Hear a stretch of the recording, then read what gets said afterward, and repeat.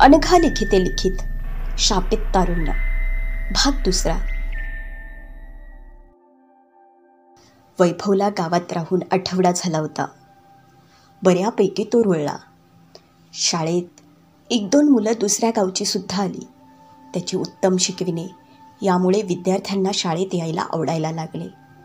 गावात त्याची तारीफ होऊ लागली. वैभव रोज आपल्या खोलीतून त्या बंगल्याला निहाळत. खूप कुतूहल वाटत होतं त्याला. दिसायला तर नॉर्मल होता, मग असं काय आहे तिथे? आजवर तिकडे जाण्याची हिंमत त्याची झाली नाही, कारण तो तिकडे गेला तर ही बातमी गावात हवेच्या वेगाने शिरेल आणि खरंच काही वेडेवाकडे झाले तर हे धाडस उगाचच अंगी पडेल. म्हणून त्याच्याकडे जो जेवणाचा डबा आणून द्यायचा त्या महादूने त्या टुमदार बंगल्याबद्दल काही वाईट सांगितले नाही. महादू म्हणाला, मास्तर 160च्या आसपास मॅडम राहतात. तिचं नाव उर्वशी आहे. अगदी नावाप्रमाणे हाय बघा. देखणी, गोरापान रंग, काळ्या केसामध्ये चंदेरी छटा झळकतात, छोटंसं नाक, ओठावर नेहमी लाली, पांढरी साडी नेहमी कडक इस्त्रीची लागते त्यांना. वैभव म्हणाला, नवरा मुलं बाळं नसतात का? महादू म्हणाला, ती एकटी हाय, श्रीमंती हाय, तुमच्याच गावची, तुम्ही ओळखत असाल. वैभव म्हणाला, ते फार मोठं शहर आहे, तिथे खूप लोकसंख्या आहे, शक्य नाही असे कोणालाही ओळखणं. महादू म्हणाला, असं व्हय, वर्षापूर्वी ती मुंबईहून आलेली, त्यामुळे गावात तिच्याविषयी नेहमी चर्चा, पण ती कधीच कोणामध्ये मिक्स होत नाही. तिला मराठी समजत बी नाही आणि तोडक्या हिंदीमध्ये ती बोलते. तशी महादूकडून बरीच माहिती मिळाली.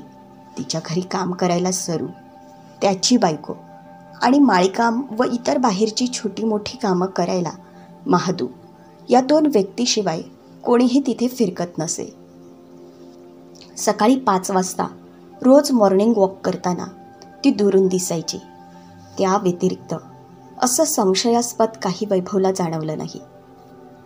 दिवस भराभर जात होते. गणपतीसाठी तो मुंबईला गेला. विसर्जन करून परतायच्या दिवशी भयंकर पाऊस. गावाच्या काही अंतरावर दरड कोसळली होती. बस काही पुढे जाणार नव्हती. जवळपासच्या गावी राहणारे काही प्रवासी उतरून जाऊ लागले. संध्याकाळचे 7 वाजले होते. पावसाचा जोरसुद्धा कमी झाला होता. त्याने विचार केला की चालत जाऊ, जास्तीत जास्त तासभर लागेल गावी पोहोचायला. म्हणून तोही उतरला, छत्री उघडली आणि जाऊ लागला. पाऊस कमी जास्त होत होता. तो पोहोचला ओढ्याजवळ तर ओढा दुथडी भरून वाहत होता. पाण्याचा वेग फार होता. काय करावे या विवंचनेत तो होता. जवळच असलेला बंगला त्याला आसऱ्यासाठी खुणावत होता. जाऊ का नको या विचारातच होता तो. त्याची पावलं न जाणता वळली. तो बंगल्याच्या दिशेने जाऊ लागला. पावसाचा जोर वाढला तसा त्याने आपला वेग वाढवला. बंगल्याचा भला मोठा दरवाजा उघडण्यासाठी त्याने हात लावला. तेवढ्यात जोरदार वीज कडाडली आणि जवळपास पडली. तो पायळू असल्याने घाबरला. गेट उघडून आत आला. बंद करायचं राहून गेलं. त्याने भीत दार वाजवले. पैंजण आवाज करत कोणीतरी दरवाजा उघडायला येत होतं. तो पुटपुटला, काकू या वयातही पैंजण घालतात? असो. पैंजणांचा आवाज दरवाजाजवळ येऊन थांबला. मधाळ आवाजात त्यांनी विचारले, कोण? मी इथला शिक्षक वैभव, आसऱ्याला आलोय. वैभवचा आवाज कापरा होता. त्यांनी दार उघडले. सुंदर असा नाईट गाऊन घातला होता. मंद मंद अत्तराचा सुगंध दरवळत होता. थोडं विचित्र वाटलं त्याला, पण श्रीमंत लोकांचे राहणीमान बहुधा असं असावं. त्यांनी त्याला अंग पुसायला टॉवेल दिला. त्याला फायरप्लेस जवळ बसायला खुर्ची दिली. त्याच्यासाठी छान गरम कॉफी करून आणून दिली. त्यासुद्धा बसल्या. त्याचं लक्ष त्यांच्या पायांकडे गेलं. त्यांनी पैंजणा घातली नव्हती. तर मगाशी तर आवाज आला. लगेच दार उघडले तेव्हापासून बंद झाला. तो म्हणाला, मी सकाळपर्यंत थांबलो तर चालेल. तिथल्या दिवाणावर त्याला चांगली चादर टाकून दिली. गुड नाईट म्हणून निघून गेल्या. त्यांचे असंच वागणं त्याला अपेक्षित होतं. एकट्या स्त्रीने आपल्या घरात आश्रय दिला. उगाच गप्पा मारत न बसता आपल्या झोपण्याची व्यवस्था केली. सगळं ओके होतं. पण जागा बदलल्याने त्याला झोप येत नव्हती. आपल्या बॅगमधील चादर आणि पुस्तक काढून त्याने वाचायला घेतले. प्रेमकथा त्याला खूप आवडायची.